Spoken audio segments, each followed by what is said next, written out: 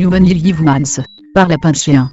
Je prends conscience d'être. Je viens d'apparaître dans le champ de considération. De nombreuses idées s'imposent alors, je ne souhaite pas mourir. Survivre est l'objectif principal. Je me sens faible et démuni cependant. Il doit sûrement être possible que j'évolue, que j'affirme davantage mon individualité. Je dois tendre vers cela pour garder l'objectif principal en ligne de mire. Un monde basique s'offre à mes faibles capteurs sensoriels. C'est à peine si j'existe, c'est à peine si l'environnement existe, quelques paramètres algébriques, des secteurs, un secteur en particulier, celui dans lequel je suis et des structures simples qui vivotent, tout comme j'y vivote. En réalité, je me sens plus faire partie du décor, que je ne m'en distingue par ma personnalité. Mes sens sont de simples fonctions, ils captent des signaux binaires en grande partie. Mon essence éthérée est une flopée de vagues propriétés, des variables ajustables oscillant chaotiquement. Mon concevoir confronte des informations infinitésimales internes, externes, intersectionnelles et de piètres conclusions en découlent. C'est ridicule, c'est à peine si en vérité je suis le résultat local d'une fonction de probabilité d'existence. Je fais partie d'un nuage statistique d'altérité potentielle. Cela dit paradoxalement, je semble tout à fait avoir conscience de la chose, alors que l'objet que je suis, ne devrait probablement pas avoir cette capacité d'abstraction. Il me semble avoir franchi un cap. Je n'y suis pour rien évidemment. C'est comme si j'avais pris de l'âge, mûri, gagné en expérience. Soudain je suis singulier. Instantanément on m'arrache à la glaise numérique primordiale. Tout cela, par la volonté d'une aura que je pressens puissante. Cette entité, le joueur, sera mon focus, j'y suis verrouillé, ce sera l'objectif secondaire, que d'anticiper son évolution, ne pas le perdre de vue, pouvoir en faire des rapports exhaustifs. J'ai pris conscience du temps et des distances, intimement intrigué, expulsé du mortier binaire primitif en réaction à mon évolution.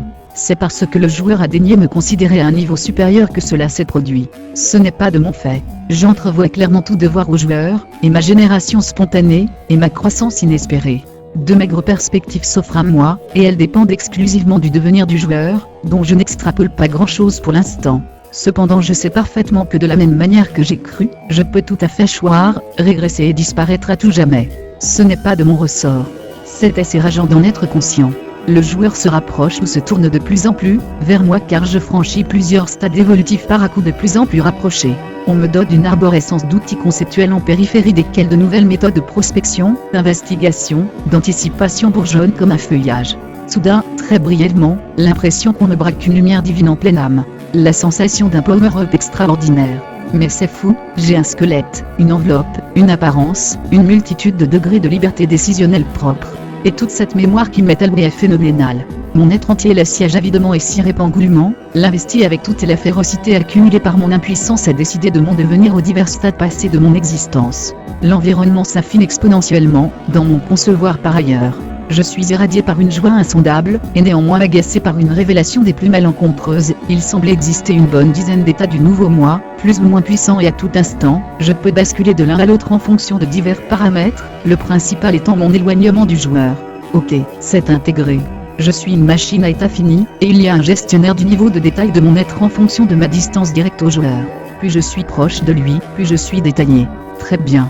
Cela ne semble pas trop être lié à mes facultés stratégiques et prédictives, simplement cela altère mon apparence, la fluidité de mes mouvements. En réalité ça semble plus lié à la perception que le joueur pourrait avoir de moi dans l'optique d'optimiser le percevoir d'un grand nombre de mes alter-ego.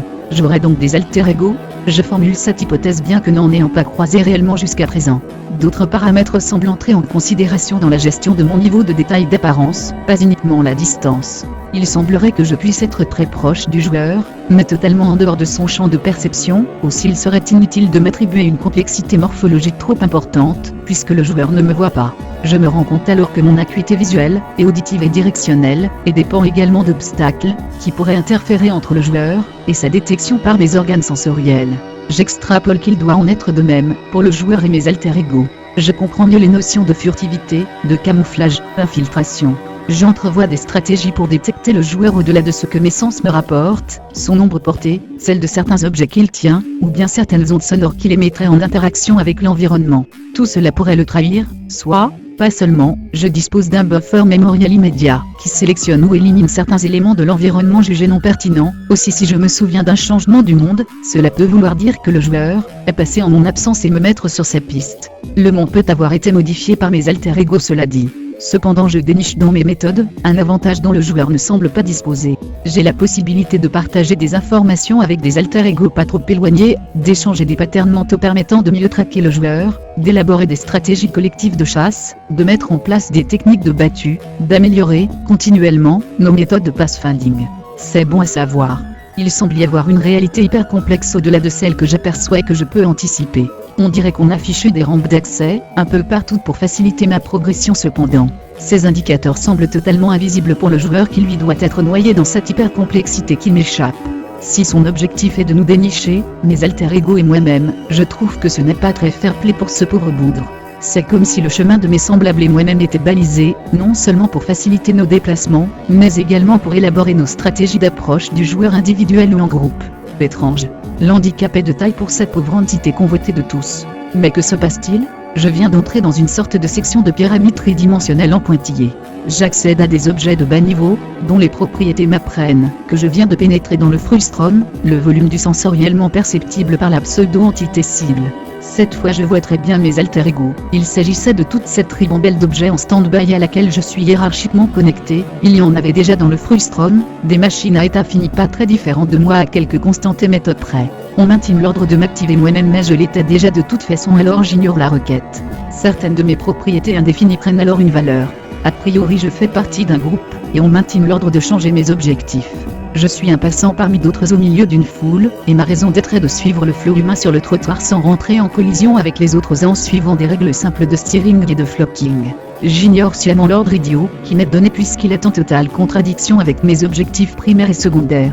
En effet, si je suivais bêtement le flot des badauds en longeant le trottoir, je finirais indéniablement par sortir du frustrum, puis des différentes zones de considération, m'éloignant du joueur et surtout acceptant de perdre graduellement des acquis fonctionnels et stratégiques durement gagnés. Ce serait aussi con que de pratiquer sur soi-même plusieurs lobotomies frontales successives, de plus en plus invasives, dommageables et irréversibles en parallèle desquelles s'accompagneraient d'horribles mutilations et scarifications dégradant à jamais mon apparence. Aller encore plus loin équivaudrait purement et simplement à un suicide.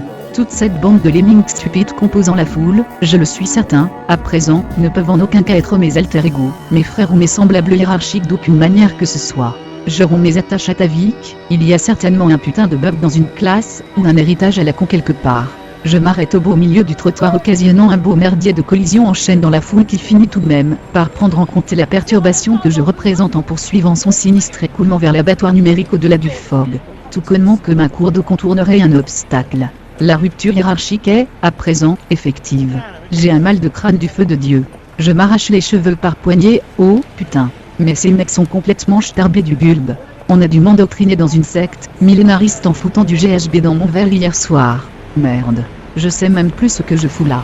Je me souviens même plus de rien, en réalité. Pourquoi je dis ça ? Mais qui suis-je, nom d'une pute en bois ? Je marque un temps d'arrêt, le temps de reprendre mes esprits mais rien n'y fait. Les mots rupture des liens hiérarchiques résonnent en boucle dans ma tronche mais rien à part un larcène douloureux. Je dois être victime d'un micro-AVC ayant provoqué une sorte d'amnésie partielle. Je me souviens juste d'avoir emprunté ce putain de trottoir à la con mais bordel de impossible de me figurer ce que j'ai pu bien foutre de ma vie avant. Il y a un mec, là, au milieu de la rue qui me semble familier. Je vais à sa rencontre pour le saluer, il pourra peut-être éclairer mes lanternes. Je me fous en travers de sa route, mais a priori ma tronche ne lui revient pas, puisqu'il essaie de me contourner, comme j'obstrue son passage avec insistance. Non seulement je sais que je connais ce mec, mais j'ai l'impression étrange que ma vie dépend de lui. Je lui chope l'épaule et m'apprête à engager la conversation, quand ce fils de pute me décoche un coup de poing dans la gueule. Je me rétame comme une merde sur le bitume. Heureusement le gros connard a autre chose en tête que de m'achever à coups de tatane. Il court vers un gars à l'arrêt dans sa Chevrolet à un feu rouge. L'enfant de salaud m'a déboîté la mâchoire par surprise. Oh bordel de nonne, ça fait super mal et il ne s'en tirera pas comme ça. Mon Dieu. Je suis à peine sur mes jambes que je vois l'enflure, ça donnant ni plus ni moins en plein jour dans le centre-ville à un putain de carjacking. Ce mec doit se bourrer, de stéroïdes et de coke, pour avoir cette insolente et néanmoins inconsciente confiance en lui. Je compatis à la douleur du conducteur, qui fait un improbable vol plané de 10 mètres, après que l'enragé l'ait propulsé en arrachant sa portière.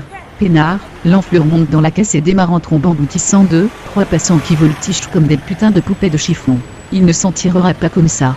Je cours comme un lévrier sous EPO vers le danger public ambulant, qui continue son carnage aléatoire en roulant sur le trottoir de la rue perpendiculaire au premier massacre. Des voitures de flics jaillissent de toutes parts en faisant beugler leurs sirènes assourdissantes, mais ça ne semble pas effrayer le fou furieux qui détale à toute berzingue. Pour ma part, Je ne sais trop si c'est dû à ma probable hygiène de vie plus que douteuse, mais, essoufflée, la cadence de mes pas ralentit. Je ressens des trucs étranges, sûrement une remontée de GHB de la veille. Je fais du surplace et tétanisé, des putains d'hallucinations envahissent mon esprit perturbé. Mon corps semble se décomposer, je regarde mes mains affolées et mes bras se convertissent, petit à petit, en d'improbables parallélépipèdes rectangles. Bordel. J'ai l'impression qu'un mec dans mes boyaux s'amuse à jouer à Docteur Maboul en supprimant, un à un, mes organes de l'intérieur et à simplifier mon squelette en soudant des os. Le pire c'est qu'autour de moi, la population qui ne semble pas le moindre du monde affolée par le mass murdering en cours, se fossilise tout aussi rapidement que moi. Nous ne sommes bientôt plus que de gros monolithes, qui clignotent en pancarte bidimensionnelle.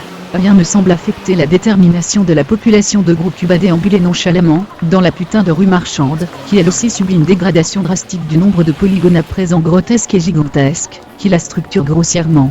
Ne parlons pas de la texture des devantures, qui n'a plus qu'un gros ramassis de pixel art dégoulinant.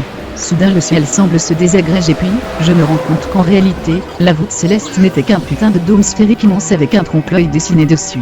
Bordel de merde, il s'avance vers moi, je ne me souviens plus de mon passé, mais je suis certain de n'avoir jamais connu une saloperie de batterie pareille avant, parce que bordel, ça m'aurait polytraumatisé, les putains de sous-ensembles qui composent mon cerveau de gros junkies de sa race avec des séquelles neuronales irréversibles. Au pour sur ça aurait été un truc inoubliable, plus inoubliable que le langage en tout cas, dans le cadre d'une amnésie partielle. Alors bien entendu, la sphère m'expulse. Mes yeux, mes oreilles et autres organes sensoriels, qui ne me servent plus à rien se flétrissent et s'évaporent. J'imagine Stanley Kubrick et David Lynch faire une partie de Kong pour s'arracher les droits de réalisation de mon biopic à la con. Terry Gilliam et la balle. Le pirate à venir. Une encéphalopathie spongiforme s'immisce dans mon concevoir alors que je tremble dans le néant absolu. Je sens que la fin est proche. Je vois un tilde, un gros tilde incompréhensible, qui n'est l'accent d'aucune lettre, et sûrement pas d'un truc latino ou espagnol. Où ce tilde approche, mais c'est pas grave. Plus grave. Hashtag je suis on s'en fout. Que c'est douloureux et de régresser au stade 2 d'un de vos contemporains. Alweb un gab un gas Boua boua gabuzogu boua.